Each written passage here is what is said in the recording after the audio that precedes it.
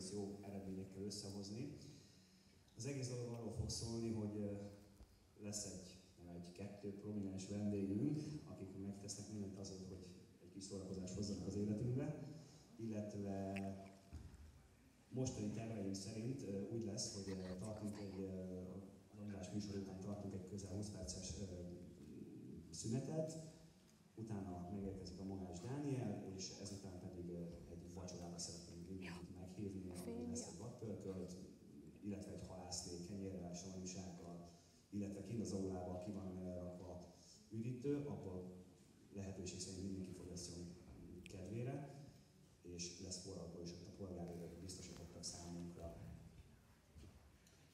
Botondot meg szeretném kérni, hogy fáradjon fel a színpadra egy pillanatra, és egy pár szó erejéig vázolja, hogy kik vagyunk és mik vagyunk, illetve azt el kell mondanom, hogy kiraktunk egy gyűjtődobozt itt a bejárattal szembe, és hogyha úgy gondolják, akkor hozzá tudnak járulni ebben a tevékenységünkhöz. Köszönöm szépen!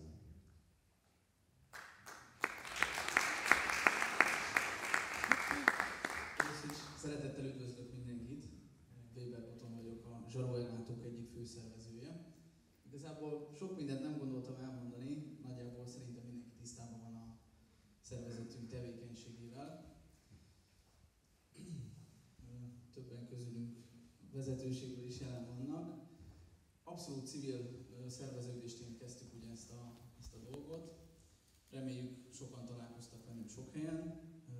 Elsősorban nyilván az erős nemzetközi szükség hozta a határmenti jelenlét, hívott minket életre.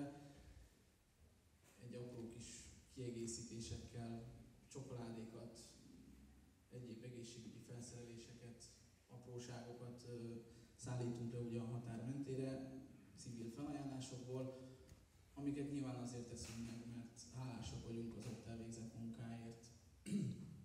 Igazából én szerintem más nem is gondoltam elmondani. Van egy felajánlónk Pestről, aki szintén eljött velünk az Újpesti Önkormányzat képviseletében. Szeretném megkérni Osváth Kálmán urat,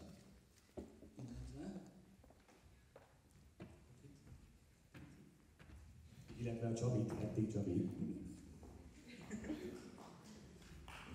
Hatalmas reakciót vagyunk. Jó estét kívánok, tisztelt Hölgyeim és Uraim! Igen, én az Újpesti Önkormányzat képviselőtestületének vagyok a tagja. Osváth Kálmánnak hívnak, és Wintermantel Zsolt Újpest polgármesterének az üdvözletét is hoztam magammal, azon túl, hogy néhány mappát, illetve néhány belépőt is hoztam magammal, amivel valójában szeretnénk megköszönni önöknek, illetve a Fejér megyei és Sárgavárdi rendőröknek, polgárőröknek azt a önfeláldozó, heteken, hónapokon át tartó, kőkemény munkát, amivel nem szeretnék ilyen nagy szavakat használni, de amivel gyakorlatilag megvédték Magyarországot, megvédték nemzetünket, és azt kell, hogy mondjam, hogy részben az egész Európai Uniót és magát Európát is. Most ugye adventi időszakot élünk, készülünk, megváltunk Jézus Krisztus születésére. Ez az időszak tényleg az elcsendesedésé, az örömszerzésé, illetve természetesen az ajándékozásnak az időszaka is. És hát, ahogy mondtam, Újpest város önkormányzatának felajánlásából, Újpest város önkormányzatának az ajándékait szeretném most önöknek, nektek átadni. És hát, ahogy az előbb már elhangzott, 200 darab belépőt hoztam az újpesti Tarzan Parkba. Ez nem tudom, hogy ki hallott már erről a parkról, néhány évvel ezelőtt hoztuk ezt létre, építettük föl. Gyakorlatilag ez egy ilyen több hektáros családi csúszda, libikóka, úszófürdő, homokozó, több generációs, több nemzedéket magába foglaló és szerintem rendkívül jó szórakozási lehetőséget biztosító élménykomplexum. Úgyhogy ezt a 200 darab belépőt szeretném önöknek átadni, és hát hajrá további. Reméljük, hogy nem kerül majd a következő időszakos sorra arra, hogy ismét szolgálatot teljesítsetek, ha pedig igen, akkor holnap az. Igen, holnap újra megyünk. Hát akkor remélem, hogy ezzel is egy kicsit hozzá tudunk járulni ahhoz, hogy kellemesen töltsétek majd az időszakot. Köszönjük szépen!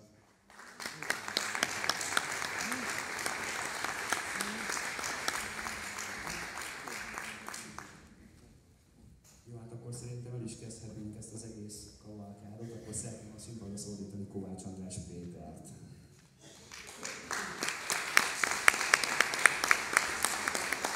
Köszönöm, Tibor, jó estét kívánok, én vagyok. Na, hát úgy tudom, hogy szép számmal ülnek a